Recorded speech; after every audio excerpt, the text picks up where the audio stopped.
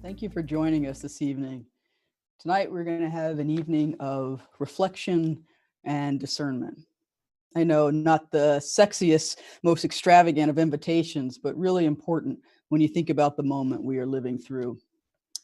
The COVID-19 pandemic exposed our deadliest weaknesses, our lack of public health investment, our bankrupt healthcare infrastructure, an economic system that treats women and people of color as expendable, and of course, a racist system of policing to uphold that economic system, all of which has completely polarized our society. This has become even more evident as many states start to reopen. Consider the most recent death of George Floyd at the hands and knees of police in Minneapolis, or I should say actually most recent of Rayshard Brooks in Atlanta. You know what, actually, before I go any further, I want to tell a story. People who know me can tell you that I like to communicate in stories. It's part of my Southern heritage, I suppose. But until recently, I've rarely shared this particular part of my own history, but it feels really important now that in order to ground myself in this fight. So when I was a young person, despite being a math and science nerd, getting into the University of North Carolina and having a world of opportunities before me, I was still, in fact, a teenager. And teenagers can act stupid sometimes. One night, I happily found myself drinking cheap liquor in a vacant lot out near the school. Just hanging out, loitering, underage drinking. Yeah, that was me. Don't judge me. Some of y'all done worse. Anyway, I was the youngest kid hanging out, the smallest, the only girl, and one or two black people in the whole group. And I remember thinking how cool I was to be hanging out with these knuckleheads, styling in my thrift store Adidas jumpsuit, up to no good. When the police arrived, we all tried to scatter, but we're mostly incapable of running. I mean, I did mention cheap liquor. As my underdeveloped brain contemplated what to do, I remember turning to face the officer and realized that he had his gun pulled on me. Only me. All my friends were looking at me and putting their hands up, so I did the same thing. If I'd run, maybe he would have pulled the trigger. I'll never know. And frankly, I don't like thinking about it that much. But in that moment, beyond being scared to death, I thought about how disappointed my family was going to be, having everything they'd done to put me through to make sure that I got out and was successful. But later, and for months afterwards, for years afterwards, I kept wondering why the gun was only pointed at me, the youngest, the smallest, the blackest. I still wonder about it. But he didn't shoot. And because of a sympathetic black prosecutor, I got off easy. I went back to school and graduated, went on to organize with community groups and unions, contributing to a democratic society alive. I guess what I'm saying is that when I think of George Floyd and his nearly 9-minute murder by Minnesota police officer Derek Chauvin, in which, despite Mr. Floyd's calls for help, no one intervened. When I think of George Floyd or Mike Brown, the graduating senior in Missouri, gunned down in Ferguson, or Sandra Bland, murdered during a routine traffic stop, killed by a police officer, or Ahmaud Arbery, a black man out for a jog in Georgia, hunted down, shot and killed by a white former police officer and his son, or Breonna Taylor, a black emergency medical technician from Kentucky who was shot and killed by police in her own home, or Rayshard Brooks, killed by police in Atlanta just this weekend. When I think of these black people, they were not necessarily saints. They were regular people doing what regular people do when they were shot down. When I think of these folks, I too am angry. I too am hurt. I too remember that night in 1998 when a gun was pointed at me solely because I was being a stupid kid while black. What might have gotten someone else a slap on the wrist got them murdered. Black people, many the same age as I was in this story, are protesting around the country, screaming out to be seen and to have their lives acknowledged the only way they know how, sometimes damaging property in the process. And the president calls them terrorists and asks the military to intervene against its own people.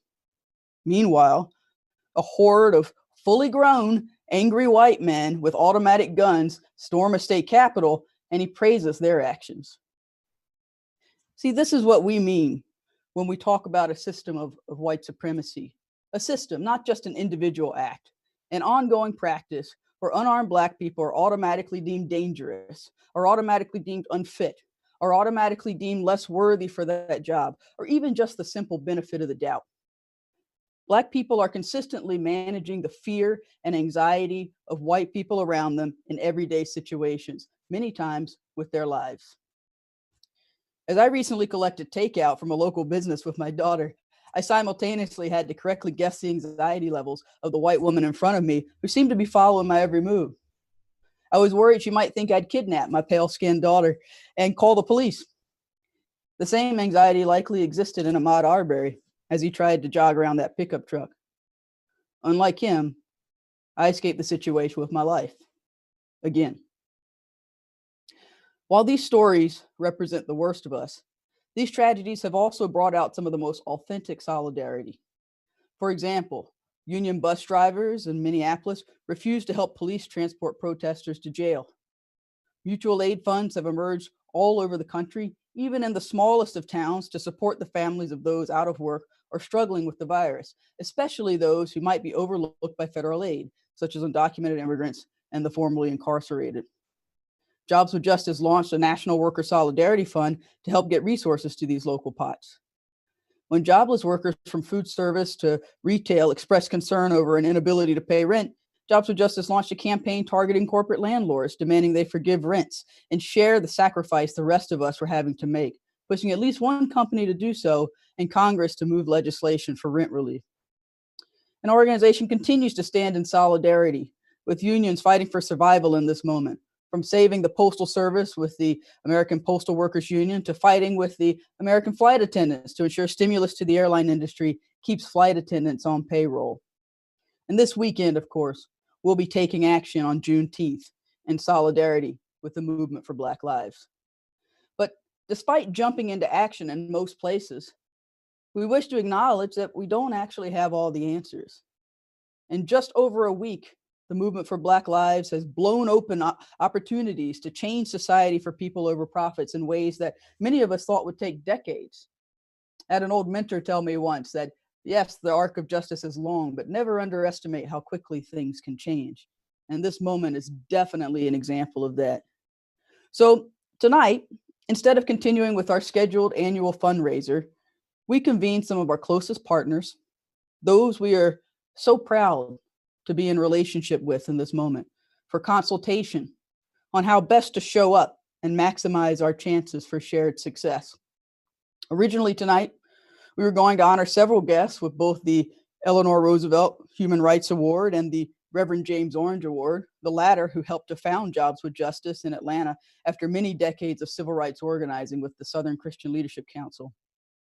The idea of having a tone-deaf celebration in their name simply felt wrong.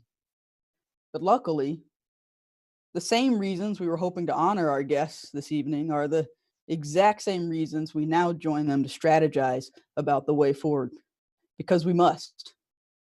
And within all of this, we really thank our sponsors, people who stuck with us through the cancellation and transition and reorganizing of this and many other events during this moment, especially our major supporters like AFSCME, the Service Employees International Union, ULICO, the International Union of Painters and Allied Trades, American Income Life, the United Food and Commercial Workers, and Siegel. Thank you. Thank you for sticking with us in this moment. This evening, we will hear from the Black leadership of our network, our partners, and our friends, all grappling with similar questions. Is this the moment we finally deal with some of the root problems of inequality that have operated for centuries in this country? Since the beginning, problems that have long hindered our aspirations of having a healthy democracy? And if so, if it is the moment, are we taking the right steps? Are we picking the right fights?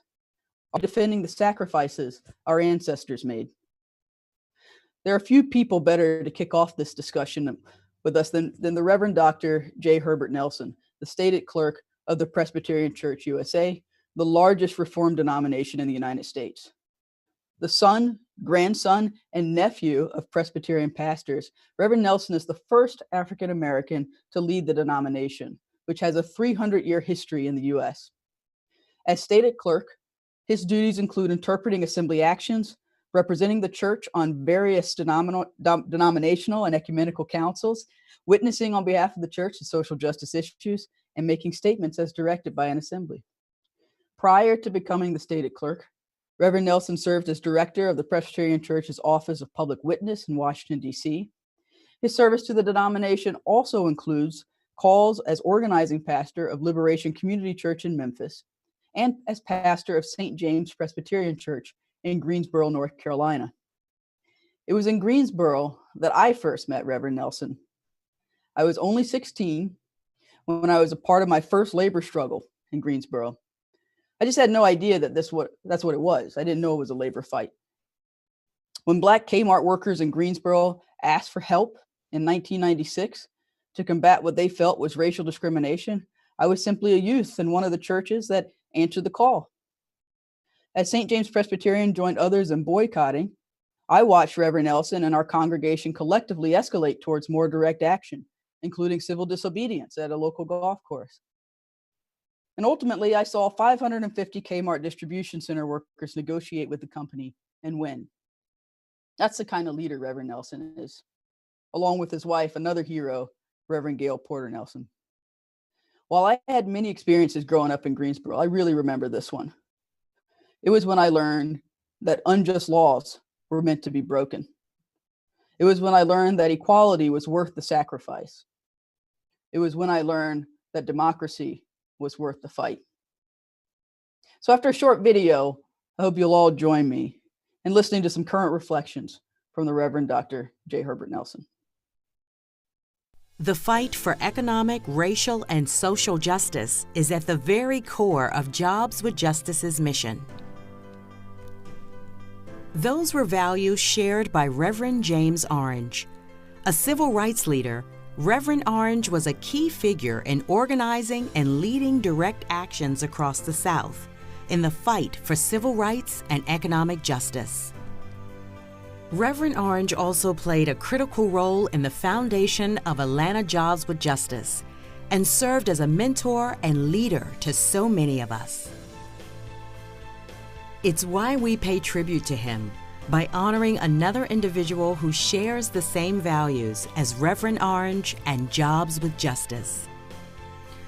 Today, we bestow that honor upon Reverend Dr. J. Herbert Nelson II, a native of Orangeburg, South Carolina. Reverend Dr. Nelson currently serves as the stated clerk of the General Assembly of the Presbyterian Church, USA. The son, grandson, and nephew of pastors, Reverend Dr. Nelson followed in his family's footsteps, attending seminary and serving 2 congregations in Greensboro, North Carolina, and Memphis, Tennessee. Throughout his life, Reverend Dr. Nelson has held a firm commitment to issues of economic, racial, and social justice, bringing those values with him to the church, his community, and across the nation. With that commitment in his heart, Reverend Dr. Nelson served as the director of the Presbyterian Church USA's Office of Public Witness in Washington, D.C., serving as a leading voice for the church's public policy information and advocacy, alongside assisting the church in implementing its social justice agenda.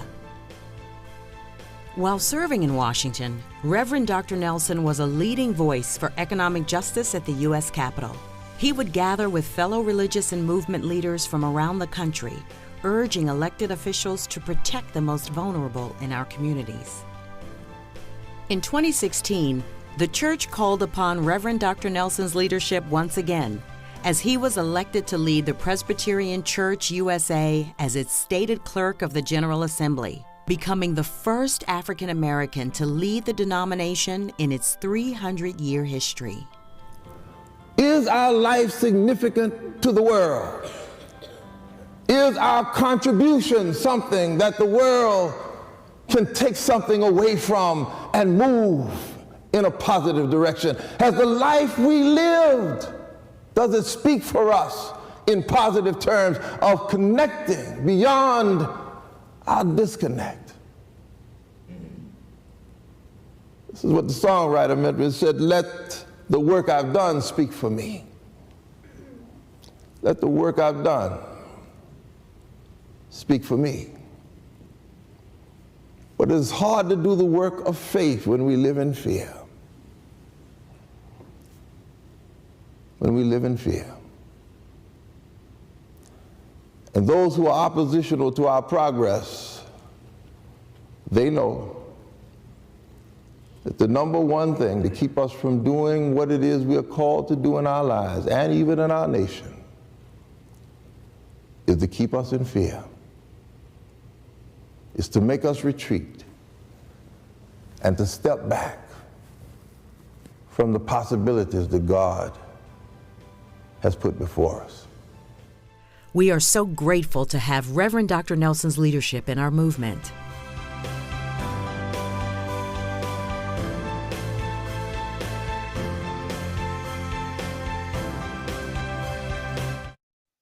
Please welcome the Reverend Dr. J. Herbert Nelson.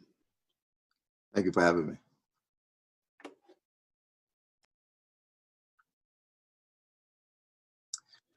I, first of all, want to thank you for this opportunity to be a part of this particular forum and to understand the work that is needed not only today, but some of the historic work that has been done across the ages. We ride on the shoulders of those who have sacrificed long before us and who have given their lives for the work of justice, the work of struggling for personhood and the affirmation of it here on this side of heaven, and for the opportunity to be able to live responsible lives. And too many people in this period have not had the opportunity to do it because of the unbalanced way in which we have found ourselves not only governed, but how we have learned in many ways to learn how to live, which does not really have a grounding in the kind of love, particularly the love that I've learned through the power of Jesus Christ. And I think one of the things that we are facing significantly in this nation today is a great deal of lament. We are seeing massive changes in what is taking place in the world order. We are holding individuals at borders to make sure that the population doesn't expand too much from those who have had historic privilege. We're finding ourselves turning what should be local jails into places of long-term incarceration. And so the struggle for cash bail movement, the ending cash bail system in the United States of America, where we don't have individuals in downtown jails overcrowded for misdemeanor crimes. And a court system that speaks of a speedy trial and offering that to individuals. But at the same time, it is not speedy nor is it fair. We find this as another money mill within the United States of America, where we incarcerate in private prisons, in which I'm ashamed to say in some ways, well, in many ways, that even a Presbyterian that comes from our denomination is the owner of CCA, one of the largest private prisons in the United States of America. And we find ourselves then the wasting of souls and of individuals who could possibly make a difference, maybe not to shake up the whole world, but individuals who could be responsible fathers and mothers, who could be responsible children carrying out the legacy of their families, and could be individuals who in their daily lives could make a significant difference. And this has really been the one chapter of the United States of America that, quite frankly, has never changed. And I think the movements of today are another iteration of trying to move beyond the saddled way of thinking that you have to have some who are poor at the bottom, many who are poor at the bottom, and those who are at the top should be the ones to actually have the greatest expressions of power and dominance and control.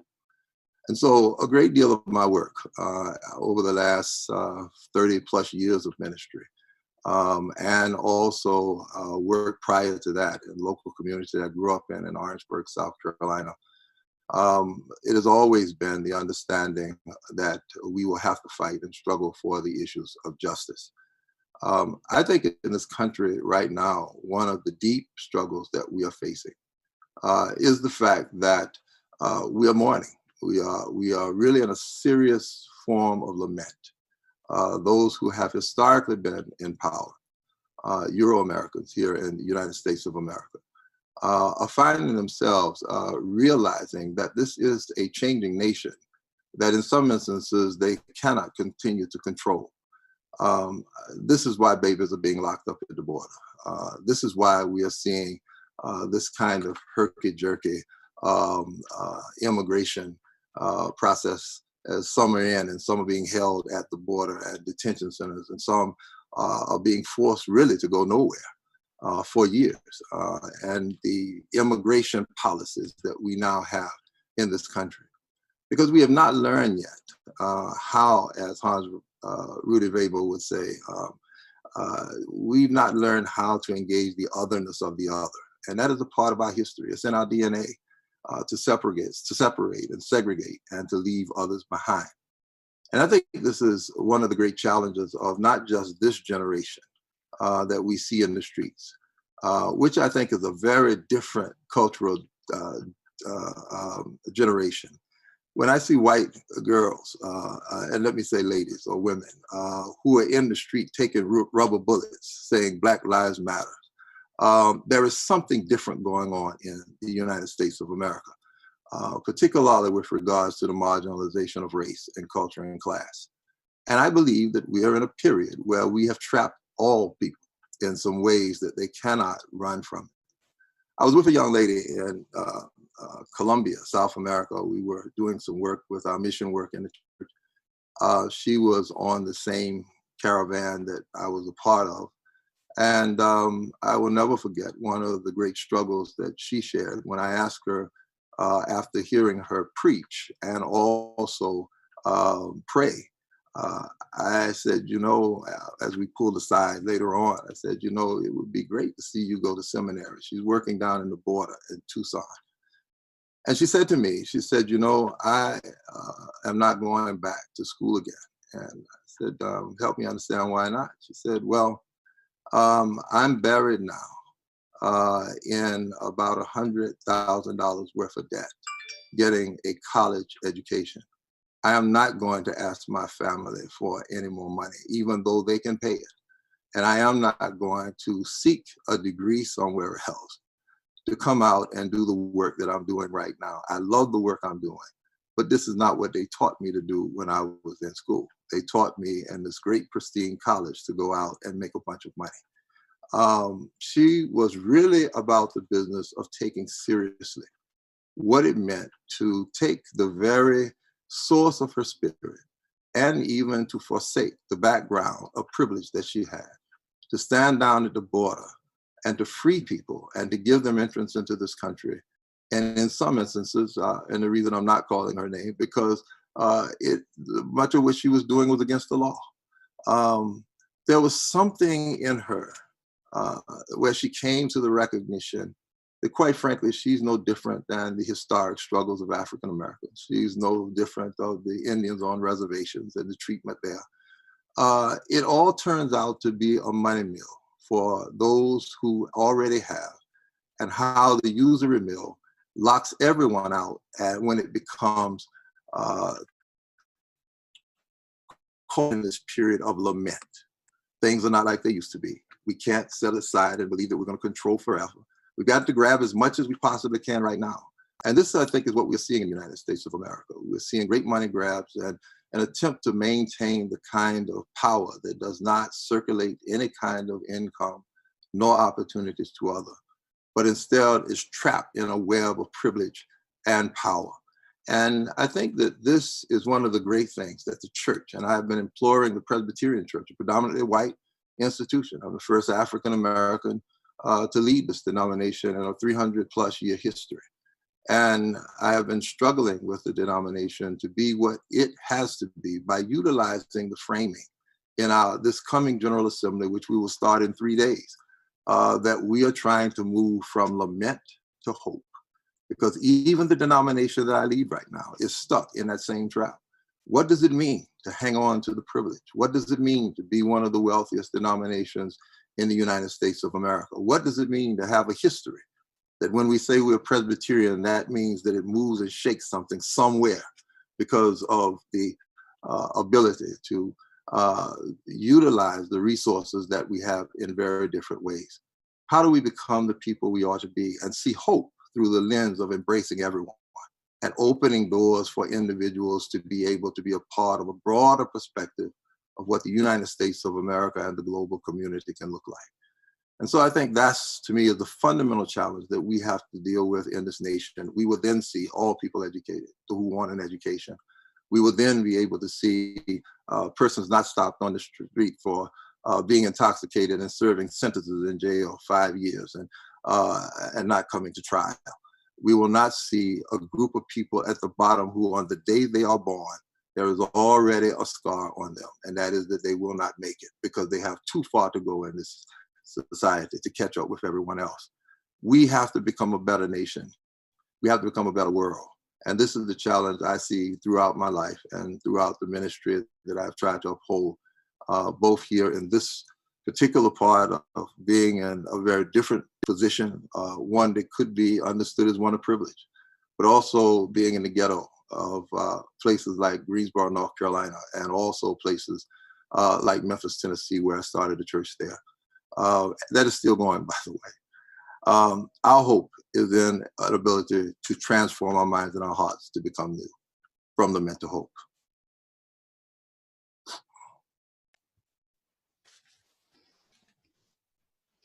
Thank you, Reverend Nelson. Thank you, Reverend Nelson. From lament to hope, from grief to power. But first we must grieve. And this is a good moment to introduce the Workers' Memorial Wall, a site we created with Union Base to honor those that we have lost to COVID-19 and soon also to honor those we've lost to racial violence. These people are not just statistics or names that grace the cover of the New York Times. These are real people, co-workers. These are their faces. As some of us return to work, they will not be there. And we deserve a place to say their names. Let's take a look at the video. Well, I'm gonna sit at the welcome table one of these days. Hallelujah. Well, I'm gonna sit at the welcome table. I'm gonna sit at the welcome table one of these days, one of these days. Y'all got it? Well, I'm gonna sit at the welcome table. I'm gonna sit at the welcome table one of these days. I'm gonna sit at the welcome table. I'm gonna sit at the welcome table one of these days, one of these days. I'm gonna taste of milk and honey. I'm gonna taste some milk and honey. Well, I'm gonna taste some milk and honey one of these days. Well, I'm gonna taste some milk and honey. I'm gonna taste some milk and honey one of these days. I'm gonna sit at the welcome table. I'm gonna sit at the welcome table one of these days, one of these days. Y'all got it? Well, I'm gonna sit at the welcome table. I'm gonna sit at the welcome table one of these days. I'm gonna sit at the welcome table. I'm gonna sit at the welcome table one of these days, one of these days. I'm gonna taste some milk and honey. I'm gonna taste some milk and honey. Well,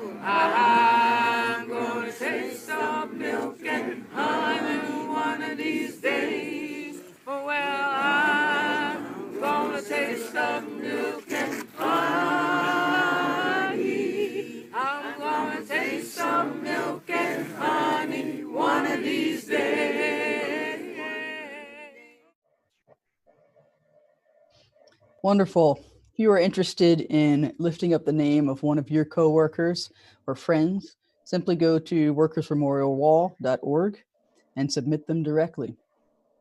And like Reverend Nelson said, let's also take this opportunity to lament and grieve a system that hasn't worked for most of us, and try to make some room to welcome something new. And to kick off that conversation, I want to bring on President Ken Rigbaden, President of the International Union of Painters and Allied Trades, where we're going to discuss a little bit about how we can and should transform the labor movement and movement for economic justice with Black lives. So joining me is President Rigbaden. Welcome, Ken. Thank you. I'm glad to be here. All right. Look, I just want to start us off. I remember it, if I remember correctly, you come from a line of people in the construction trades. You know, what made you decide to take on this career? Well, I was really blessed by having both my mother and father, who came west to California, part of the Great Migration from Louisiana. They didn't think that there was anything that they couldn't do. And they instilled that in me. They helped me get an education. They got me through college. And after I got out of college and started trying to get a job and do something that made a little bit of money to start to raise a family, I found that the best way I could earn some money was to be working in the trades. But even more importantly, not just in the trades, in the union trades. That's what I learned from my parents. That's what I learned from my father. That's what I learned from my uncles, from my cousins, that if you were going to work in the trades, the best way to do it, because the equalizer was you would earn whatever anybody else earned. And that's how I got engaged and learned the trade. And actually, over 15, 20 years, found up to be the president of the International Union of Painters and Allied Trades. Just working and taking opportunity, which, by the way, we all know that's one of the things that we want, just an opportunity. Yeah, I was going to ask you, because it couldn't have been just like a straight shot, neither for you nor your father, especially at your father's generation. Like, what were some of the barriers you had to overcome, and what did it actually take to do that? Well, for me, the thing that the real education piece for me was my father's story. A World War II veteran, served his country, came back again, said he wanted to work in the trades. He went to the Union Hall in Hayward, California. California, that great bastion of great people. Right. I suppose. But he was told, well, before you get in the union, you got to get a job. So he went with what they called a hunting license, looking for places to go and hire. And every place he went to, they said, well, no, to get a job, you got to get in the union. And finally, frustrated, he went to one more shop, a guy whose name is pretty important to me in our family history, a guy by the name of Ed Gladwin. This was in Palo Alto, California, Stanford University. What was it, the Red Scare, something, McCarthyism, all that stuff was going on. And this guy, Ed Gladwin, was kind of like in that mix a little bit. So he was of the thought that says, well, yeah, sure, Charles, if you want to do this, yeah, I'll hire you. So go back to the hall and tell him I'm hiring you. He went back to the hall in Hayward, California. And in Hayward, California in 1947, the rep there said, well, you don't understand. We don't allow colored people in this union. He went back and told Ed Gladwin. He said, well, look, you go to 713 Valdez Street in Oakland, California, and you tell the business rep there that if he doesn't endorse you into the union, I will have an injunction on his bleep, bleep, bleep, bleep before he can shake his head. So he did get initiated in the back room. And so those challenges that you were talking about, you see, I'm talking about the challenges that he's facing. He said, well, I'm in the union. I'm going to go to the union meeting. And that's where he went to the meeting, sat in the chair. Nobody sat on the row with him. Nobody sat on the row in front of him. Nobody sat on the row behind him. And they started with those things that we loosely call it the Rastus jokes. Mm. It ain't no different from any other person that looks like us that's trying to get ahead and make an advantage and do something for their family. That's the kind of stuff he had to deal with. But he continued to work, completed his apprenticeship, and worked his way up, which was pretty good. He became the president of his district council of carpenters, which was really something for him and a person who looked like him. Mm-hmm. And I knew from that point, if I was ever going to work in the trade, it was going to be a union trade, and it was going to be something where I would be able to advance. And I certainly have faced challenges on the way. Those challenges were anywhere from kind of being shunned a little bit on the job site, becoming a business representative and having to deal with a bunch of racist things, usually words and stuff. The words don't bother me and I just move along. But those challenges were still there. You face up to them, you deal with them, and you try to keep going, because the one thing for me is MLK, when he talks about the content of your character and the ability to have an opportunity to go forward. That's really what drives me to continue to push. And I certainly didn't face the challenges that my father faced, or my relatives, my uncles faced, what my grandparents faced, but yet still faced challenges. Mm-hmm. Challenges are what we're looking at now. Like, no, we're not slaves, but are we treated equitably? I think with everything that you've heard to this point, not so. Even though you can look at me as a person that's a president of an international union, which is great, but me, my son, my daughter, my wife, all face the same challenge. Especially if I talk about not just law enforcement, but housing, education, all those things that we say the Constitution says we're entitled to. Separate but equal, together but not equal. Mm-hmm. Those kinds of things are still out there. But for me, as a president of the International Union of Painters and Allied Trades, I do, as the Reverend said earlier, take some solace in what's going on today, because something is different today. Well, yeah, what do you say, Ken? I mean, I think it's palpable what something has changed, something has shifted. And this is definitely a moment to bust through and try to make the next generation of victories that our institutions can defend from here. But what do you say about how we as a workers' rights movement, a labor movement, are showing up in this moment? I mean, there was a fire at the AFL-CIO, arguably started not necessarily by Black protesters, but that may be getting too much into the weeds. Mm-hmm. There a lot of Black communities, immigrant communities, migrant workers really associate labor unions with ICE or police unions. Mm-hmm. What is it? What's our role in this moment to actually demonstrate, both the role of a union job in this one moment, but also to have a bit of a reckoning with mm-hmm. this legacy of unions that your father had. Right. Yeah.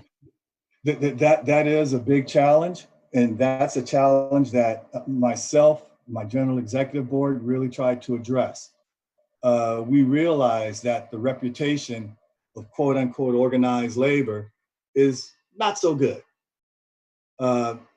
If I talk about the building trades, which I'm a building tradesman, you still hear people say, who look like me, and says, well, my father tried to join the union and he wasn't able to get in there.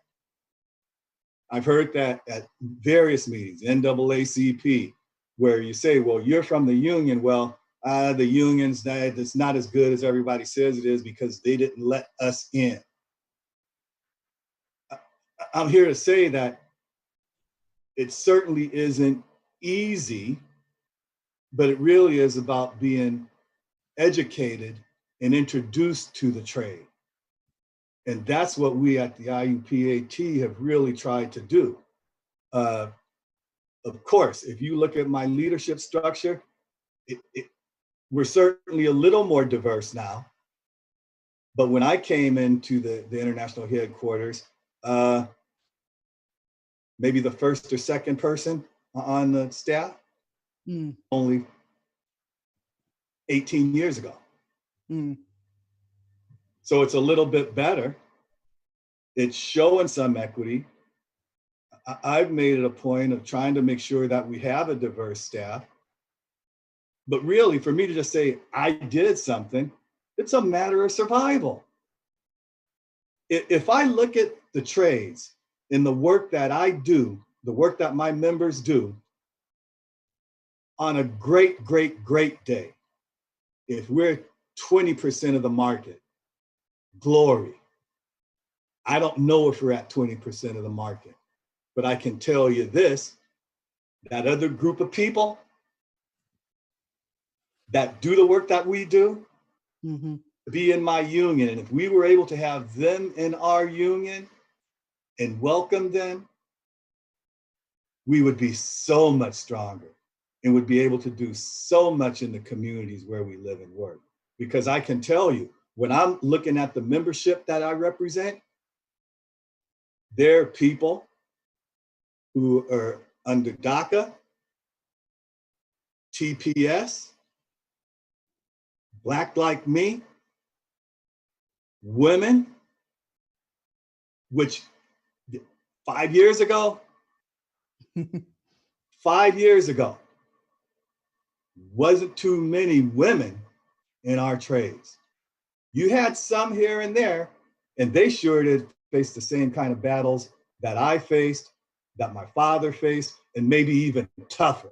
And yet they pulled through and hung in there.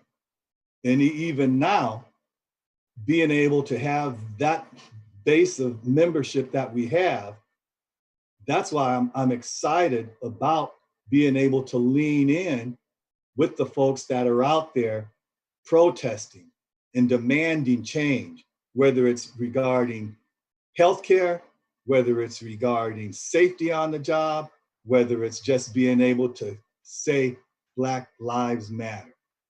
And I hear part of what I hear you saying that I really appreciate is that it's not just an issue of diversity and inclusion, but it's actually an issue of survival, like to actually be strong and powerful in order to negotiate standards and equality for everyone. We need to make sure that everyone is a part of this conversation and can be a part of an organization that's going to fight for them, that's going to organize and collectively negotiate. But we got to talk about the pink elephant in the room a little bit, right? There's been a lot of heat given that the police department that murdered George Floyd was the same department that called Black Lives Matter terrorist groups. And called, made the T-shirts, the Cops for Trump T-shirts, right? And these are, and they're very proudly police unions. Police unions have been in the scene, right, for a minute, right? They're under the microscope, and there's a question about what to do about them. And what's your take? Well, for me, my first question is, ain't it supposed to be to protect and serve? That's not happening. Now, I would be remiss if I said every policeman has that same thing. So if I look at any labor organization that has police in their organization, or the police have their own program that's with the AFL-CIO, I'm not ready to say, get out. Because again, we need to do our homework. It's just like if I talk about my union and I try to point the finger at other people and say, hey, we're gold, we need to do this, you need to do this. I got to look at myself first and see what we're not doing. And I work that first. So when I think about those organizations, those police organizations that are in the AFL-CIO at this point, we need to have a discussion. We need to have a conversation, because some of those things that we do, we've tried to do things in the building trades, tried to do things within my union to create that diversity, to make sure that people have an opportunity to learn a trade, to be able to go to work, and to be able to come home safely, just like anybody else. The main thing that I come back with on this, Smiley, is that those people who were in organized labor deserve or should have the opportunity to be in a union. However, they have to know what their responsibility is. And I don't believe there's any responsibility where you can take someone who's jogging, who's sleeping at home, who's just going to bird watch, and you're gonna arrest them or her or kill them. That ain't what you do with them other folk. Right. So don't do it with us. And people need to learn that. That's what I have to try to drive, not only in the membership that I represent, but to make sure that if we're going to succeed into the future, we better know that we're a diverse country and people all want the same thing. And we're seeing more of that, right? Go to work, they want to come home safely. Right. Maybe, just maybe on the weekend, they'll be able to take their family out for snacks. For snacks.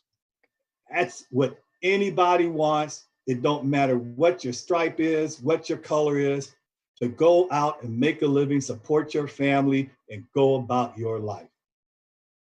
That's right. I mean, this is something that we're beginning to see happen too, right? Like the Seattle Labor Council is already exploring, having a real reckoning with the police unions that are a member there. The police union in Minneapolis wasn't even really affiliated, right? So like there's some questions with them. They're already a bit rogue.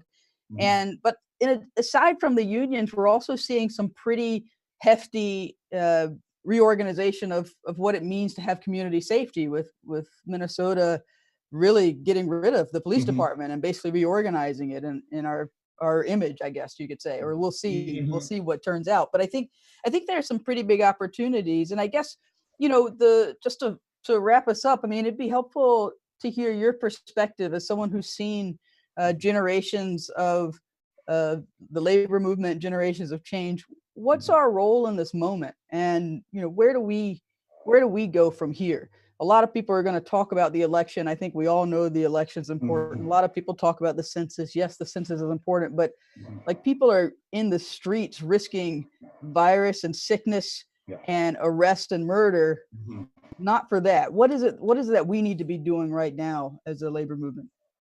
Well, in my opinion, what we need to do is to make sure that we're active in the communities where we live and work. I say active, I'm not saying we're the leader. We're just a part of the community. And a lot of times in organized labor, and I've seen it, so I'm going to speak to it, we don't have to lead everything. We need to be a part and show that we're a part, not that we're here, we're here in the community because we've got a job here and we'll finish it and God, everything's good, and then we leave. And then we talk about people who have opportunities. Now, I remember going back in the early years of my apprenticeship program. I'm in San Francisco in the Ella Hill Hutch Housing Center was being built. And the people, like I said, in that great bastion of progressivism, activism, this idea to have opportunities for people in the community sounded like it was a great idea, But here's what happened. The people who were doing the training and who were bringing in these youngsters from the community, they did not tell them what it meant to be in the trades. That you're called a journey person because of just that. Not every job opportunity is going to be in your neighborhood. Mm-hmm.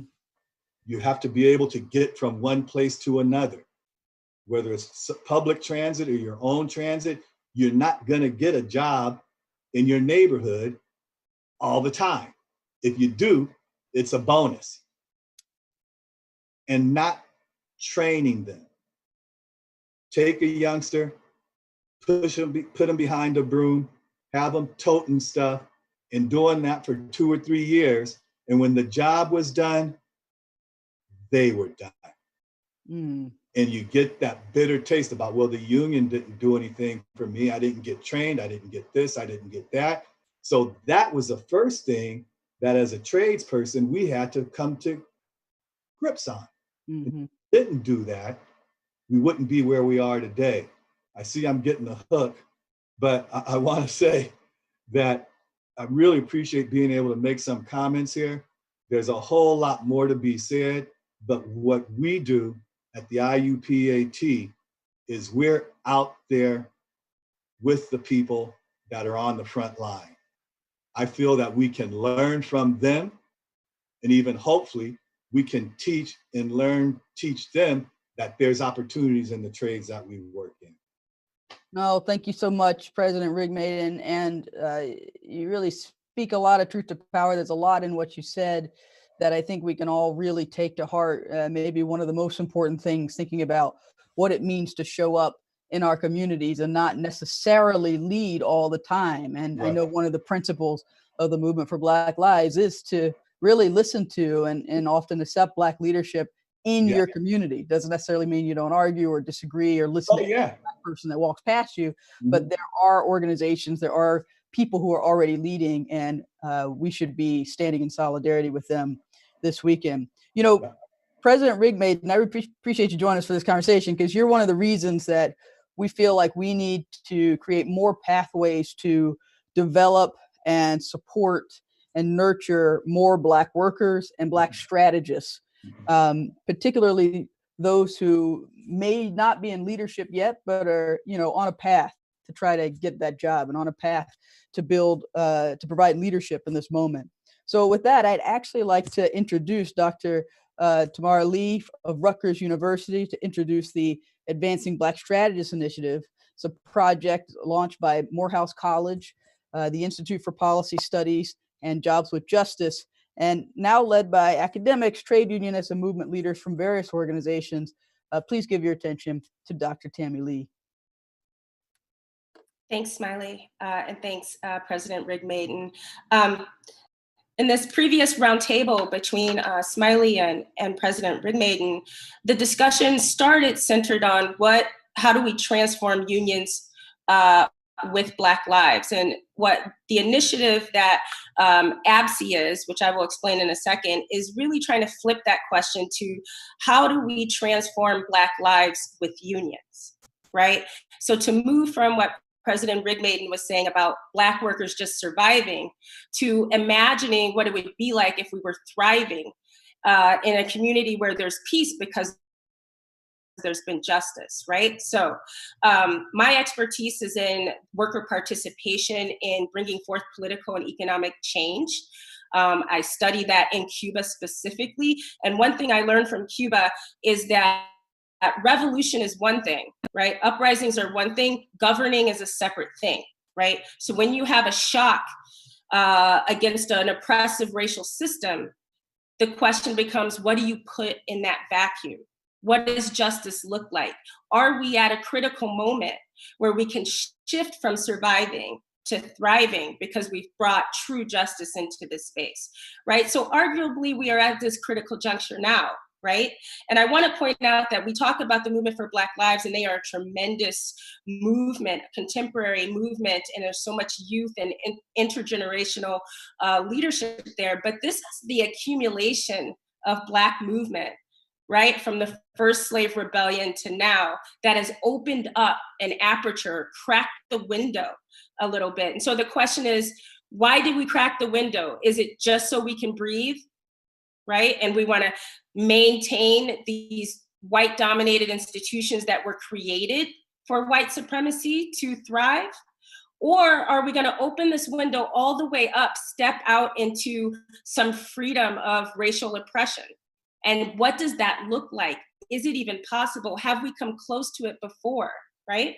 So those are the big issues for which this initiative was assembled. And so what is ABSI? Advancing Black Strategist Initiative. It's a very timely, I would say, convening of, as Smiley said, Black labor and economic justice leaders from academia, but practitioners, policymakers, workers, students, right? Bringing us all together to create a new school of thought, right, with respect to how do we confront racial oppression, but also how do we dismantle it, right? And what should go in its place, right? Okay, and so again, it's a collaborative initiative between J with J, the Black Worker Initiative, and the Institute for Policy Studies and Morehouse College. And I'm gonna get back to why it's so important that it's housed at Morehouse in a second. But so what do we do at ABSI? Or what is this initiative for? We're gonna reimagine, right, how workers and their organizations build collective power, and how to advance public policy that not only calls for economic justice, but takes the power of Black workers to redefine what is economic justice from our lens and our lived experience and our expertise, right? It's very important that this has an international and comparative analysis, because how does American racial and economic injustice relate to or not to imperialism, global capitalism, and comparative liberations of Black people across the diaspora? So we really think that it's important to bring in all of those lenses of Black worker experiences. And so the important point about Morehouse, a historically Black college, and why we want to anchor it there is that Morehouse, if you don't know already, in the last few years has developed an international and comparative labor studies program, which explicitly centers racial justice to help us reimagine or to relearn our history with a Black retelling and Black narratives about what are the big issues facing labor today, right? So what do workers want? What's the future of work?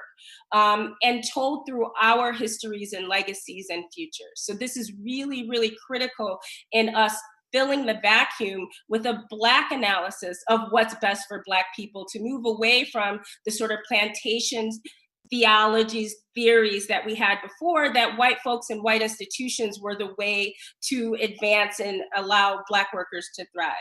So the important questions that I think that the initiative should be addressing right now in this moment is not just about dismantling racism, right? But how do we bring forth reparative justice for Black workers over the entire lifetime of our experience in this country, right? What does reparative justice mean? What does it look like?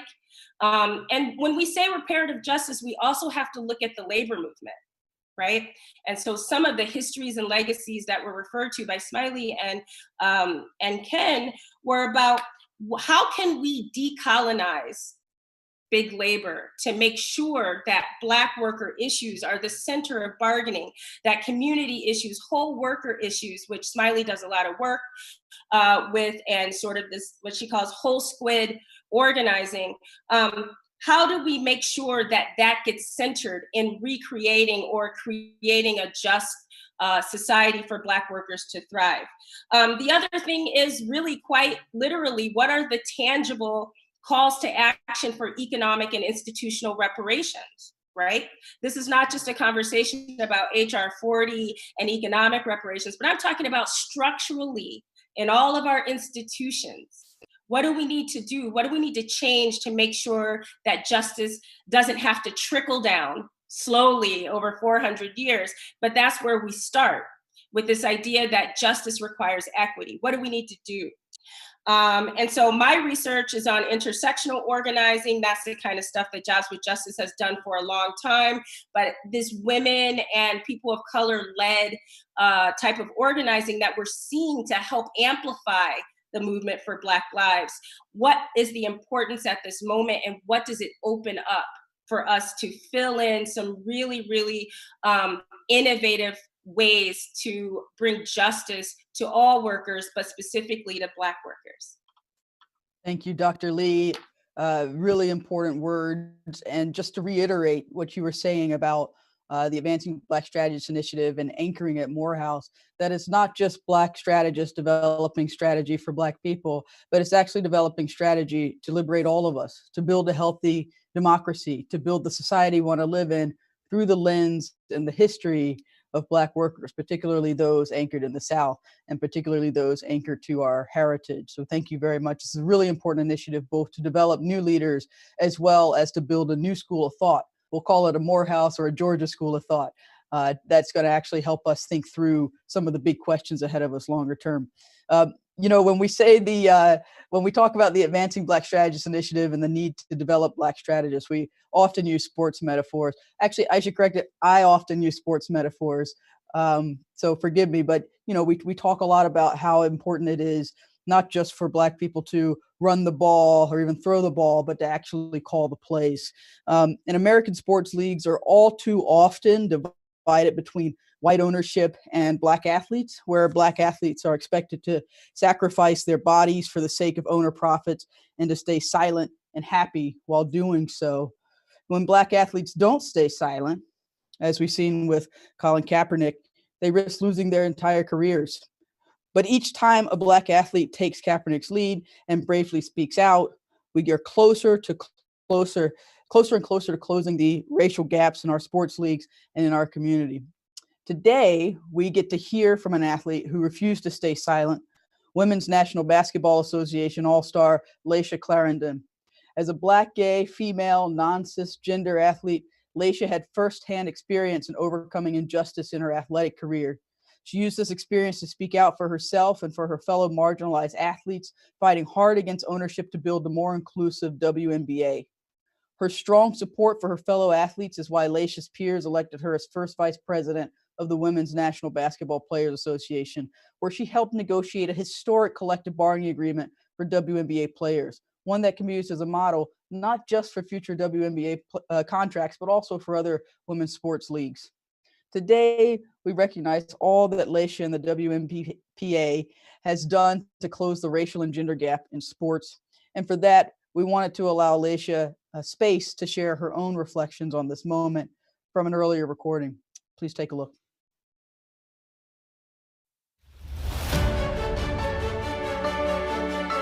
Jobs with Justice is proud to honor the Women's National Basketball Players Association for their new historic collective bargaining agreement.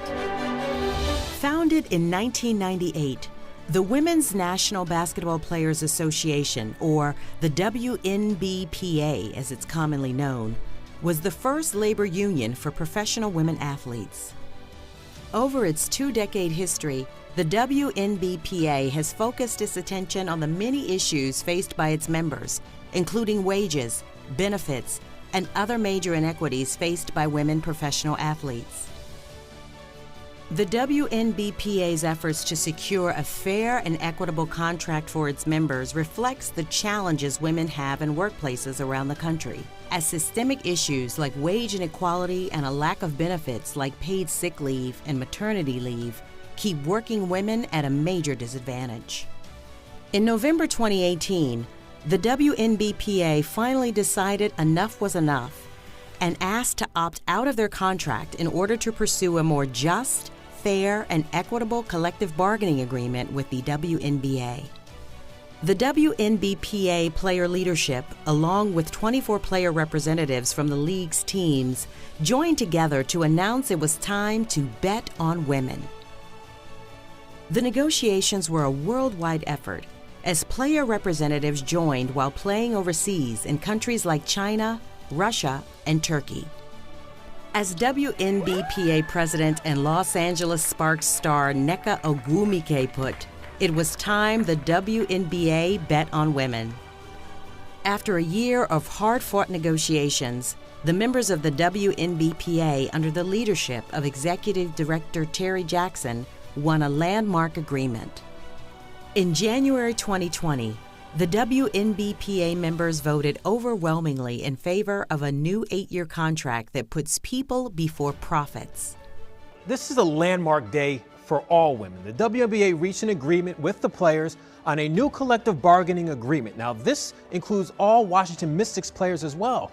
The big highlight under the agreement, the maximum WNBA salary nearly doubles from $117,000 to $215,000. Now, this is the first time the average base salary for players will exceed 6 figures. Not only did players win sizable pay increases, allowing them to feel more financially secure in their jobs, they won a host of historic changes, including maternity leave that will pay players their full salaries, additional family planning benefits, access to mental health care and counseling, and a commitment to helping players, especially women of color, receive the job training they need to one day lead WNBA teams. To be honest, I just want to educate more people about the WNBA, women in sports, empowering women in general, especially educating other women on how to empower women. It's this commitment to the power of women in the workplace, gender equality, and winning the respect and dignity they deserve that Jobs with Justice recognizes the Women's National Basketball Players Association for their historic victory.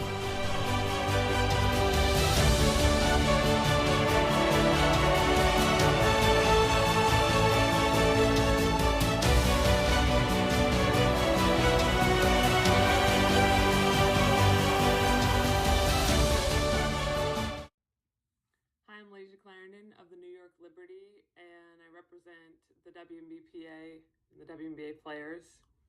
And when the Jobs for Justice organization reached out to us this year to honor us with the 2020 Eleanor Roosevelt Award, we were floored and honored and humbled in so many ways. They talked about the CBA work we have done this past year to negotiate a historic CBA for women's sports. And so thank you. We are so honored. We accept with open arms, proudly. But more than that, it's not simply receiving this award, just another award that we're having the opportunity to receive. This really propels the social justice initiatives that we already wanted to do forward this season, solidifies, reminds us why we do this work and why we've always stayed close to the ground with this work and made it about, not about the recognition, but about the impact that we want to have as players from a grassroots level. And we're in this moment in time where you're starting to hear this rallying cry, right? Follow Black women. It's like the world has finally awakened to the superpower that Black women are, the amazingness that we are, the leadership that we bring, how forward thinking we've always been. And so there's been this rallying cry to follow Black women. Our league is 80% Black women. We have a lot of queer women in our league. And it's not merely because our league is 80% Black women and the statistics match up. It's because our league has always done the work. We have always been on the forefront of social movements. We were among the first to stand, to kneel with Colin Kaepernick, but didn't always get the credit for it, similar to Black women in history. Some ideas we have this season for some social justice initiatives and how we think we can make a really big impact. As we know, players have a platform, we have this moment, and we know with the WNBA's return to play, we will have 144 players all in one site, which literally never happens. And so we think there's such a powerful moment to capitalize on, having a Black Lives Matter court, having a court that has this symbol, that has these words that are so impactful, or so meaningful, that you're seeing everywhere at this moment, that people are finally catching up to try and help realize how much Black lives have not mattered in this country, to make that a known statement. And so that is like one awesome idea that players are really rallying behind. Another one is we know that Black women always show up, right? For Black men, we have to often choose maybe our race over our gender. And so we're the ones marching for numerous men who are murdered. And we're finally seeing people stand up for Black women. We're finally seeing the light click on a little bit. We're finally seeing like we can have a march for Black trans women that have been murdered at higher rates. We're finally seeing people wake up to the pain and the struggle that we've endured.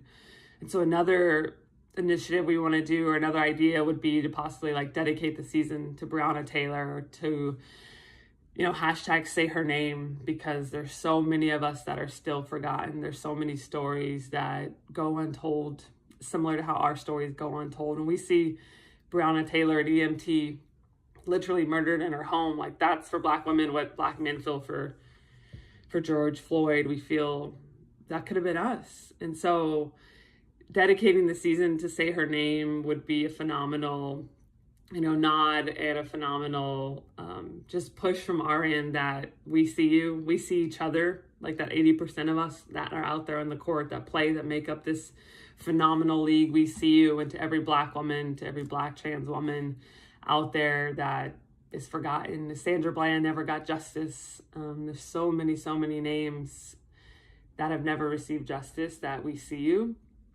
Another ideas are potentially, having like a podcast, is we're in the clean side, in the bubble, having, you know, educational programs where it's so important to make sure people understand and know the history behind these movements, understand the history behind policing. And so you have to educate people, one, so there's a big opportunity there, and then you figure out how to catalyze, how to put into action what people now know and organize, and to make the effort. So we want to make sure that there's an opportunity for players, of course, to be involved in the very specific initiatives around Black Lives Matter and raising awareness and staying close to the ground. And we actually have an opportunity to work with Lygia Garza, who's phenomenal, one of the founders of Black Lives Matter. So making sure we're connected with her, staying close to the ground at a grassroots level, to be engaged, but also to make sure players have an opportunity to get involved in, you know, different lanes. Some people, immigration is, they're super passionate about. For some people, it's voting. For some people, it's houselessness and poverty. Some people, it's the school to prison pipeline. So making sure we have such a wide range of people who have passions, but so many of us, I would argue, you could argue 144 of us truly do care about some type of initiative, some type of social justice work, that we get an opportunity to get involved across the lane. We have a huge election coming up, and we know voter suppression has been a way to keep people out of office, to keep, you know, the diversity of this country from taking their voice back. And so that's going to be a huge initiative this year too, that we fight to make sure we can have, you know, a fair fight, as Stacey Abrams always says, when we go to the polls, we get opportunity for people to be able to have mail-in voting, all while we're in the middle of a pandemic. And so we are so honored to receive this award, and know that it will not go in vain. We will keep doing the work as we always have done the work. Thank you, and appreciate it. Look, you know, I've always been a Washington Mystics fan, but I think I got to add the New York Liberty to that list, given the leadership of Lygia Clarendon. But before we go further, you know, we got almost 200 people on. Really want to appreciate all of you for joining, but in the true Jobs with Justice fashion, we have a number like that in the same room together, even if it's virtual. We don't just talk, we got to take action. So I want to take a moment and introduce one of my personal heroes, the current executive director of the Working Families Party, who is on loan to the Movement for Black Lives, Maurice Mitchell, to give us a call to action. Maurice? Thank you, Smiley. Thank you for your leadership. And it's great to be with all of you, all 200 of you.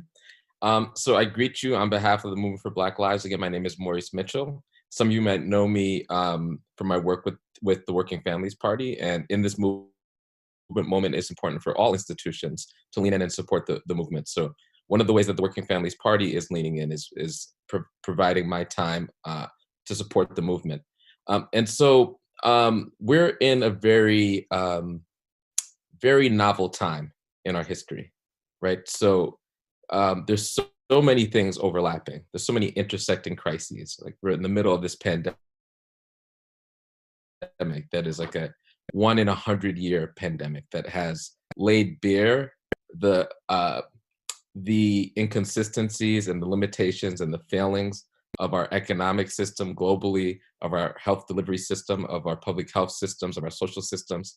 And on top of that, we're in a 1 in 50 years or 1 in 100 years moment for our racial justice movement and the movement for Black liberation. And there's a coincidence here, right? So people have asked, they've said, what is this about? Is this about the horrific murder of George Floyd? And the answer is yes, it is, but it's also about the murder of Breonna Taylor, Tony McDade, and many, many, many other people. The list goes on and on. But on top of that, it's about the past 4 months when people have been living under the COVID-19 reality, where unemployment has reached the levels of the Depression. And for some Black folks, from Black communities, unemployment is 50%. And we are in intense economic pain. 13% of the population, 30% of the COVID-19 deaths, right? So we're dealing with that. And then also the past 4 years of Donald Trump and his unique authoritarianism. He rode a wave of white Christian identity into the White House. And every single step of the way, he's used his powers in order to divide us, in order to hurt working people, to privilege the already privileged, to provide support to corporations, to help extract more wealth from the bottom all the way to the top. And then the past 40 years of neoliberalism that has extracted and looted so many resources from working people, especially Black people, right? And the past 40 years that has uniquely targeted labor unions as one of the spaces where we've been able to en masse organize working people across race, right? Labor unions have allowed people to identify with their class identity and have reasoned that their class identity holds more political relevance than their racial identity. And so white supremacists and corporations have a vested interest in breaking down the ability for us to organize workers, right? Because it allows for white workers, for example, to be able to be seduced by the siren song of white Christian identity and to collapse into the solidarity of whiteness.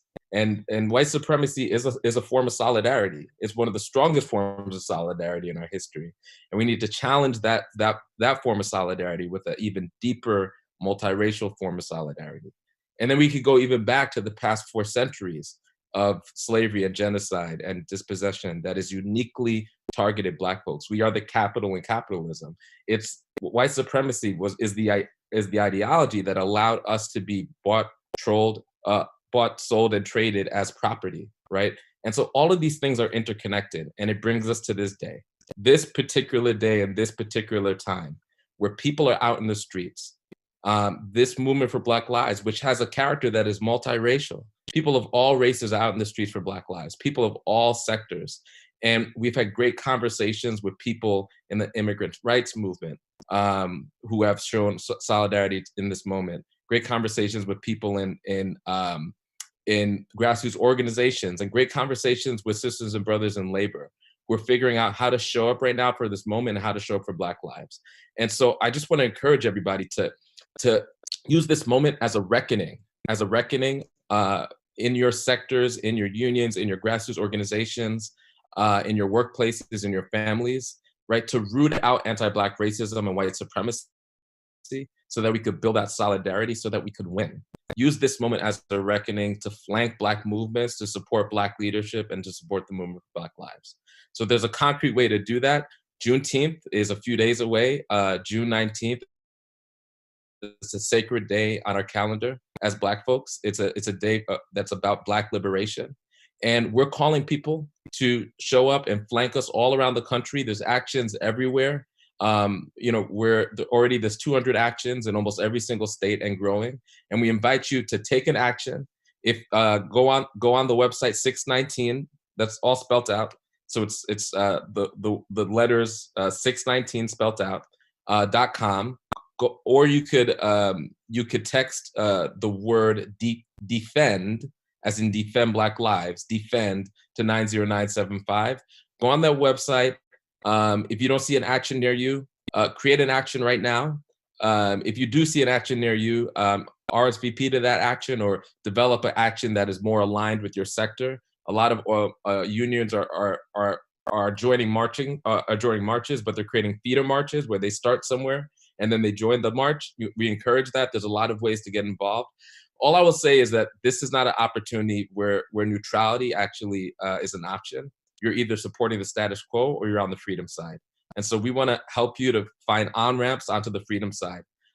This is an opportunity for all of us, for all of our collective liberation, to join forces. And we invite you humbly and with all solidarity and with all sincerity, we invite you to join us.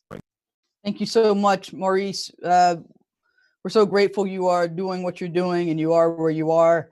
And we will all be in the streets this weekend in solidarity with the Movement for Black Lives and also just fighting for our lives as Black leaders in this work. So just grateful for your leadership and the leadership of those making this happen.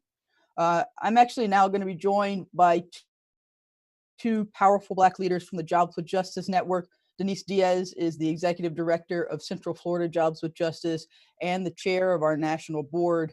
And Shannon Rees is the Executive Director of Atlanta Jobs with Justice. Thank you both for joining us this evening to share your thoughts. Welcome.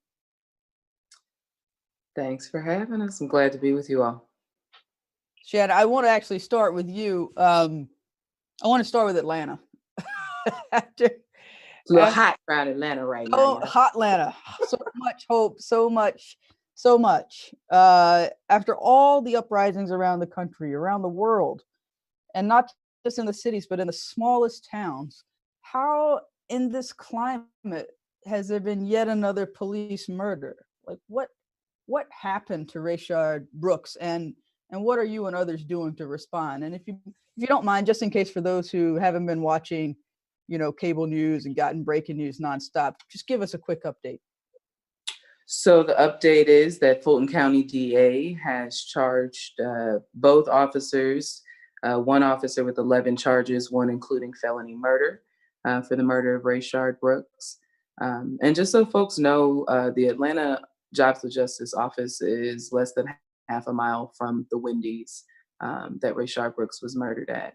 So this is our neighborhood. This is our community. This isn't, someplace on the other side of town or anything like that. And the Wendy's that burned down, we've been working with workers at that Wendy's for the last 5-6 years on the Fight for 15 in different ways. So just, for the clear, this is like our neighborhood. This isn't, somewhere else. But I think, a lot of people had this myth of Atlanta as Wakanda, where things like this wouldn't happen or couldn't happen. And that's just not true and hasn't ever been true. That Atlanta has dealt with the reality of police murders and police violence, no different than every other city in this nation, because it is true systematic racism. And we are not, while we have great Black leadership, while we have a lot of Black leadership, while we have a lot of Black labor leadership, which is different than many places, we still grapple with all of the outcomes of systemic racism. And we still have officers, and we still have policing, and we still have all of the things that put Black lives in jeopardy. But we also have a really strong movement. We also have great energy amongst young leadership. I think the last 5 years of Black organizing in Atlanta has really opened up the doorway for some of the moment that's happening right now. And, we're in a nexus of chaotic things, from our election system to which we all have saw voter suppression, 5, 6, 7 hour voter lines, COVID-19, just a blatant disregard for life and death, a blatant. Georgia's one of the states where it's going up, if I understand. We're definitely spiking. And not only are we spiking, but I want to flag this for everybody out here, is that they're not reporting all of our COVID deaths properly. That we're seeing things like 500% increase in pneumonia deaths from this year, from last year. Same thing with cardiac and stroke, all of the ancillary indicators that could cause morbidity with COVID-19, we're seeing rises there. So there's a truth telling, a getting to the table that we have to do in this moment, and that we are doing. That, we've seen groups in our network and the JWJ Coalition make the fundamental decision that they were going to go out, be trained to test. So we have community organizations that have started testing. We've got community organizations figuring out care delivery, started mutual aid funds and things to protect workers. We also see amazing things right now, y'all, that like 8,000 unemployed Georgia workers jumped into a Facebook group. And when I tell you they have gone from, oh my God, my life, to, oh my God, the system is screwing our life in a matter of weeks. It's a desperately sad time in Georgia. Lots of death, lots of job loss, 225,000 unemployed Black Georgians right now in 1 month, 225,000. We don't have but 2 cities in the whole state that have that population. 32,000 Asian Americans unemployed in Georgia right now. Like the scale of need for us to organize, resist, and create solutions in our organizing. It's just really super extreme. But I feel encouraged by the strength of our network. I feel encouraged by the ways we're allowing the new energy to drive old conversations. Yeah.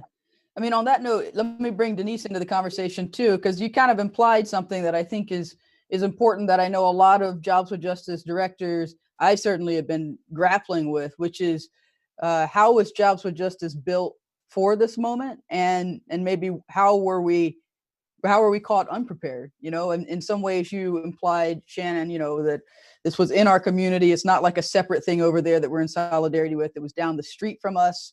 These are people we've worked with in context of the fight for 15 and fast food campaigns. Similarly, that was the case in Ferguson as well with Missouri, right? Like a lot of the leadership of that uprising came from workers who were already organizing in their workplaces in relationship to labor. So in some ways, it feels like we were really prepared. And then in some ways, maybe less so. I don't know, Denise, it'd be helpful to hear kind of your perspective in Orlando as to how Jobs with Justice can and will show up in this moment. Yeah, and thanks for having me, Smiley, and appreciate you, Shannon. Yeah, I think Jobs with Justice, our local coalitions, it's one of our principles is, we prepare for the crisis before it happens, right? And so we're built to build relationships and long-standing relationships for these moments. And something that really came up for me and what we saw in Orlando, and I'm sure across the country with organizers, was around how Jobs with Justice is positioned to be the bridge between movement and institutions that, have been built around movement, right? And we hold that tension, but also that bridge of connecting the two. And so that's, I think, one way that stood out, like, yeah, we really are that bridge, and we really are clear on our role to really how our institutions adapting to supporting these movement moments in this time. And then I think too, like the vehicles that we built in local coalitions, even at the national, I think seeing with Dr. Lee and the Advancing Black Strategist initiative, that is a vehicle, right, that can be driven right now to respond to this moment.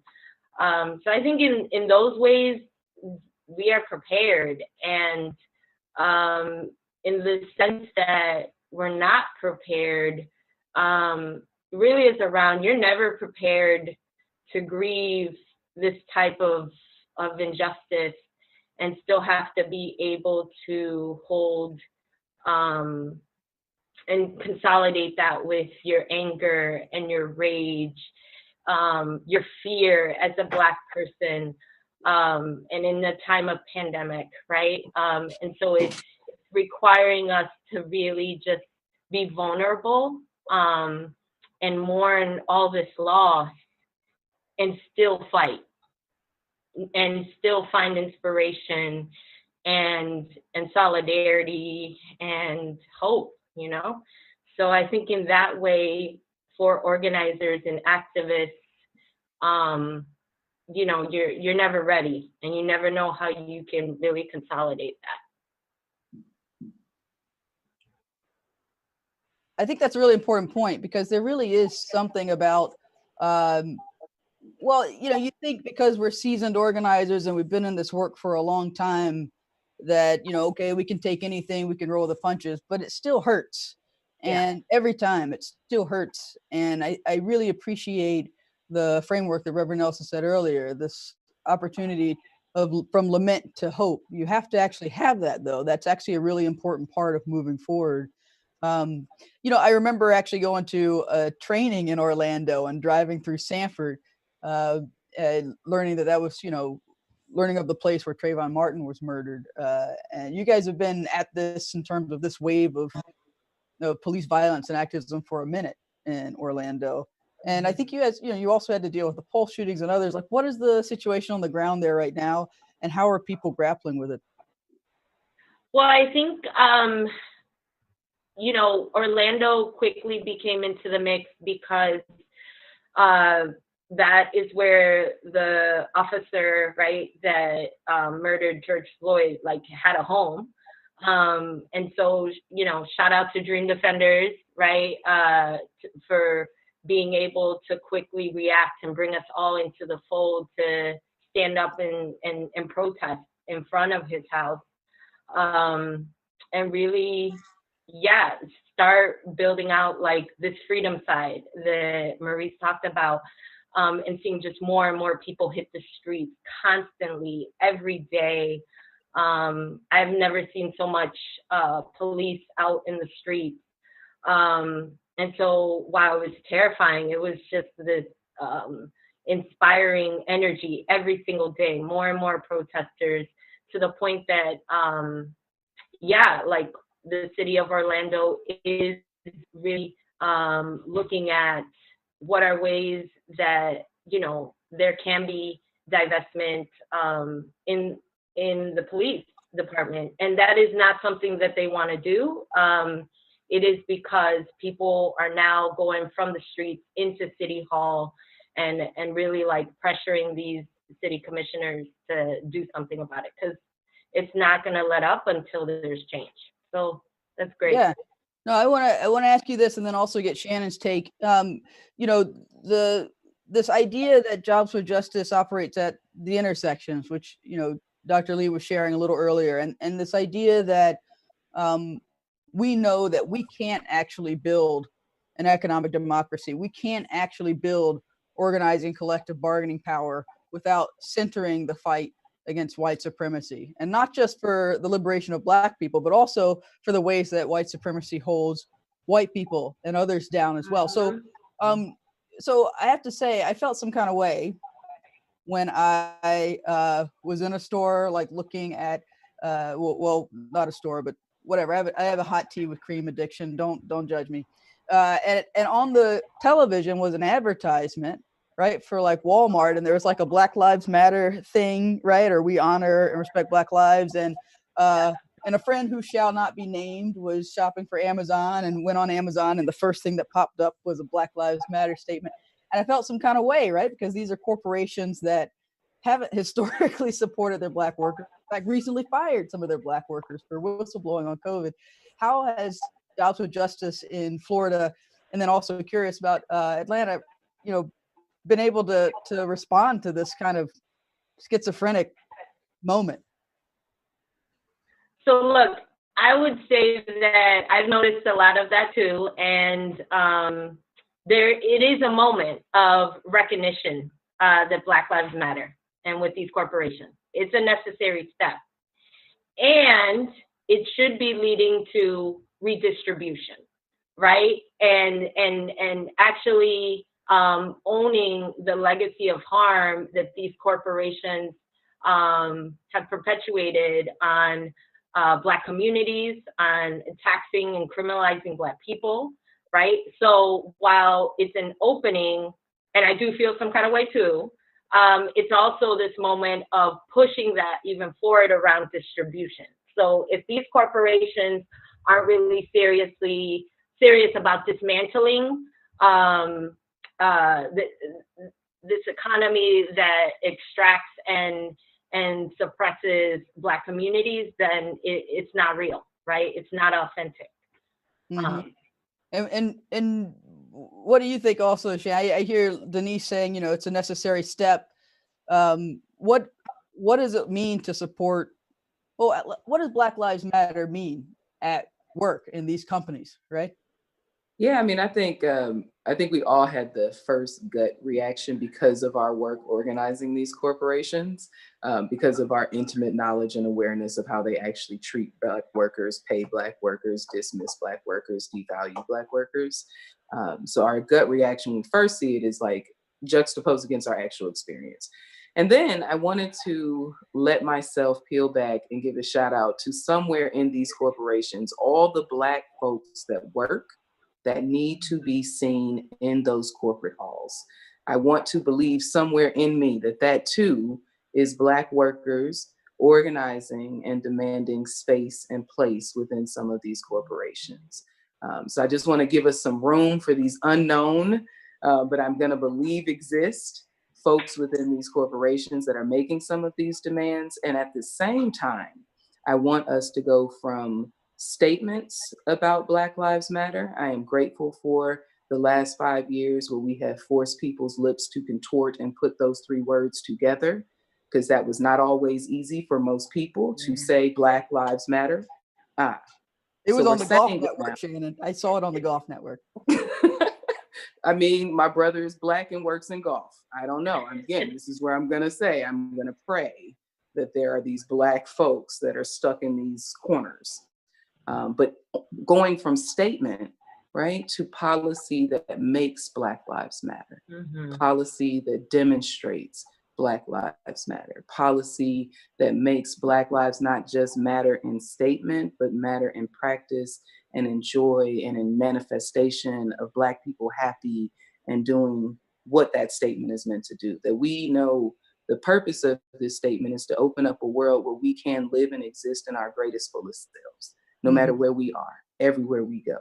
And if policy doesn't match up with the statement, people have been saying, I'm not a racist, and being a racist for a long time. And I think that that's the danger, that we're trying to guard ourselves against right now is we've got the statement and the language, but none of our practice has caught up with that. And I think the practice of loving Black people, the practice of making sure policy makes Black Lives Matter is a new thing for most everybody. This country doesn't have a legacy of that, a history of that, an awareness of that we're all in new uncharted territory, creating institutions and systems that will demonstrate that Black Lives Matter. So we're here now. It took us a second to get people to contort their mouths to say this. And now we've got to make sure that we continue to deepen what does it mean to make Black lives really matter. And I think that work has been happening. And I think all of us continue to do it. No, I appreciate what you're saying, Shannon. And I also appreciate the agitation that it is a first step and not simply to criticize it, but to really articulate what it means. And the principles from the Movement for Black Lives are really clear about starting with what's in front of you. So for example, Jeff Bezos and Amazon's perhaps don't fire the Black worker that whistle blew on not having enough personal protective equipment, right? It is Chris Smalls, right? Don't fire him. And also perhaps listen to Black workers in warehouses who are telling you about what safety looks like for them being essential, right? And same thing with Walmart and McDonald's and Wendy's, right? That Black workers actually have something to offer and should be valued. I mean, this idea of essential workers we're learning are some of the most workers in some of the most low-wage sectors of our economy, which doesn't read essential, it reads expendable. But if we really are going to be essential in this moment, and if we know that these are workers in what are currently low-wage sectors, and we know that they're majority Black and brown workers and women workers, then what is it that actually would, some of the really basic things that you can do as a company now that you put your statement up are to pay them fairly, and to provide them with the equipment and safety that they need. And God forbid, actually provide them a channel to negotiate and set standards directly as a part of a union and to set standards in the industry. What do you think, Shannon, like based on your experience, right? So how are we opening up, and how is this moment opening up what people feel is possible? You mentioned this website or Facebook group, of unemployed people, of jobless workers who went very quickly from woe is me to woe is the system. What does this mean in terms of us moving forward, and where should we really lean in? What fight should we be picking right now? I think for me personally right now, in the way that I'm thinking about the strategy for us, I don't want us to think crisis solution, but stay in a long-term solution. We've been right about what's needed. We've been right that we don't have healthcare, and that if we got stuck in a pandemic, we were going to be faced with this. We're going to be faced with lots of death because people could not access care. People didn't feel like they could afford it. All of these issues. We've been right. We need to drive the ball harder right now. We need healthcare for all. We know this. That we know if we're going to protect Black workers, we need the Bezos and all of them to put their muscle, their might together to say, we will make sure that there's healthcare for all folks. I think, a thing I want to also just help us grapple with is, yes, this is a moment that's about racial justice and Black justice, but this is a moment about system failure. That the reason so many white folks is in the street willing to take a bullet right now is because the system is in a clear collapsing failure. And we have got to make it clear to folks where those failures are happening and where we're going to put in the solutions that give us the lives in the world and the society that we believe in. That yes, this is a movement for Black lives. This is a Black life moment. But we need white people to recognize that 60% of the prison population is white. We need white people to recognize that this system throws away white people first and then double throws away everybody else. But we've got to first recognize that the system itself says that essential workers are disposable and has said that since the beginning. That from enslavement to now, you have been the backbone. You have been the thing that made sure the system could survive, but you were always expendable. That is where we as workers, as working people, have to know the power of our labor, the power of our contribution. And when we see capitalism took a major hit with COVID, y'all. Like we know fourth quarter and first quarter are going to be very hard because capitalism actually did take a real hit, and they're trying to figure out what the recovery is. They're going to reorganize, they're going to lay people off, they're going to restructure how to make their profiteering. While they're doing that reorganization, we the people must also do our reorganization. How are we going to restructure the way we fight for our demands right now? How are we going to give more room for more people to fight for demands? That there could be 10 more of all of us and we still won't get to the scale of the problem. That's right. And I appreciate you kind of laying out like our shared self-interest in this, that it's not just people in solidarity with Black lives. It's not just people kind of as allies, but actually we have all have a shared stake in this fight in order to make our values real in the world and in our society. I want to give Denise the last word quickly, and she'll appreciate this just from ongoing dynamics. But what, for those of us who are Black and brown, leading organizations that are not all Black and brown people, what kind of support do we need? What does it mean to support Black leaders, and particularly Black women and gender nonconforming leaders in this moment? Wow, Smiley. I think supporting Black leaders means deferring to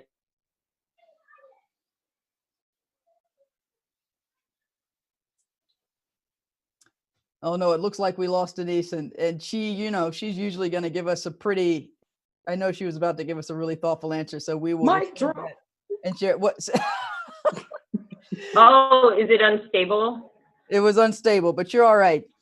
Tell us quickly, and then we'll move on. Can you hear me? Yeah, go ahead. Okay, this wasn't supposed to happen. And so yeah, I think being a part of addressing the white supremacy that is perpetuated in organizations, and addressing the anti-Blackness. Me as a Black Latina and my role to be a part of that, and understanding that, the labor of Black people is not something that needs to be extracted. It needs to be honored. It does not need to be undermined. It needs to be supported.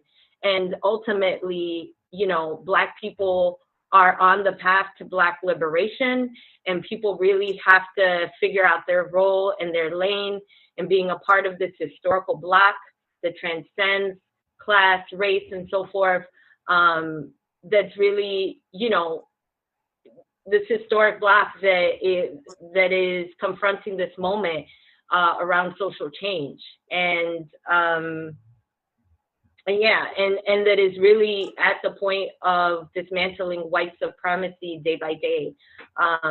So a lot more to say, and I know, Shannon, you would say a lot too. No, but it's important, and I appreciate where you're going, which is that in addition to addressing white supremacy out there and systemic racism out there, and Ken also said this earlier when talking about his institutions, that we also have to look in our own organizations and make sure that what we're doing is helping to dismantle the culture of white supremacy.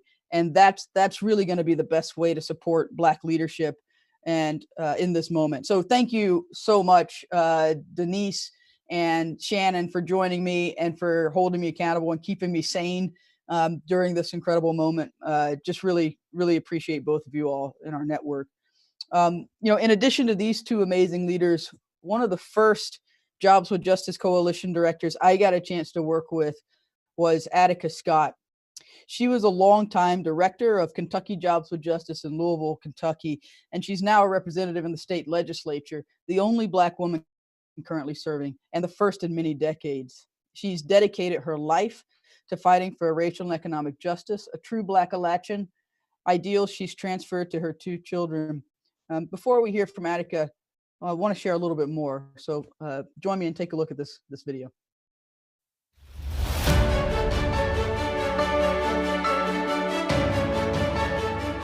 Born in Louisville, Kentucky, Attica Woodson Scott has dedicated her life to fighting for racial and economic justice and standing up for the dignity of working people. Attica Scott currently serves as State Representative for Kentucky House District 41. But prior to entering politics, Attica started her career as a community organizer and activist, including serving as the executive director of Kentucky Jobs with Justice from 2004 to 2012. During her years at Kentucky Jobs with Justice, Attica stood with countless workers and community struggles and led Kentucky Jobs with Justice in winning significant victories that built power for working people. So Jobs with Justice, what would be a kind of job that had justice to it? So a job with justice is a job that pays a living wage, a wage in which people can do more than just exist and make it from paycheck to paycheck. It's a job that provides benefits, dental, health insurance benefits, so that people can take care of themselves, whether or not they have a family. It's a job that's family friendly, that allows you to take the time off that you need, on the first day of school to make sure that your kids get to school and get home safely. It's the kind of job that people feel secure in that job, that they wake up every day excited to go there because there's job security, that the job is taking care of them as an employee, and that they are doing what they need to do to earn their standard of living. While executive director at Kentucky Jobs with Justice, Attica helped to build one of the strongest workers' rights boards in the Jobs with Justice network.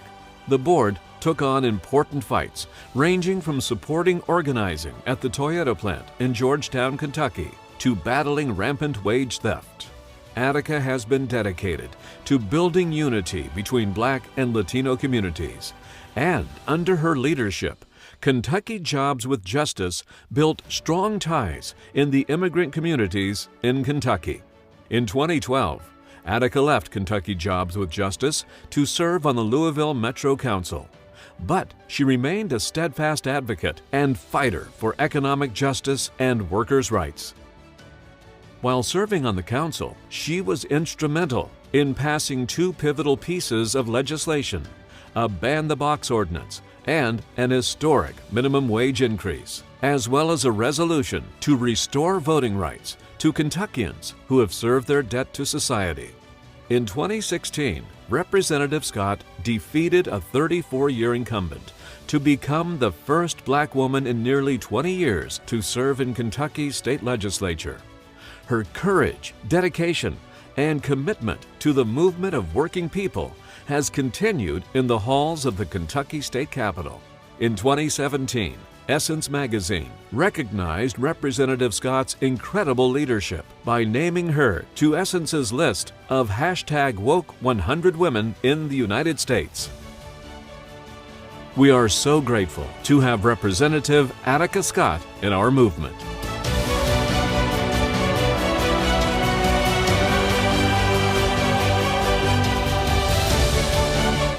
Friends, please welcome Kentucky State Representative Attica Scott. Thank you so much, Smiley, and my Just family. Denise, good to see you. So glad to hear what you are doing. In that video, my goodness, your team is out of sight. So this is a heavy time for a lot of us. It is for me as well. So I know that I don't have any words that are going to soothe anyone's soul right now, but I want to share my perspective about the time that we're right now as the mom of Black children. My daughter is 19 and my son is 6, and I live in fear for their lives. My daughter and I have been out protesting and resisting the attacks on Black bodies, even when our bodies were attacked. And even though she's been down with Jobs with Justice from the time she was 4, in fact, I found this picture of her at Labor Day at the zoo. These protests have been different for her. So I say that because on Friday, May 29th, we were out with protesters and resistors in downtown Louisville, and we were tear gassed. I was pushed and shoved by police, and my daughter and I were separated from one another by a wall of tear gas. We were terrified, and we still keep showing up. We show up for Breonna Taylor, and we show up for David McAtee right here in Louisville. We showed up for Black lives lost to police violence whose names we will never know. We show up for people who are transgender and murdered by police.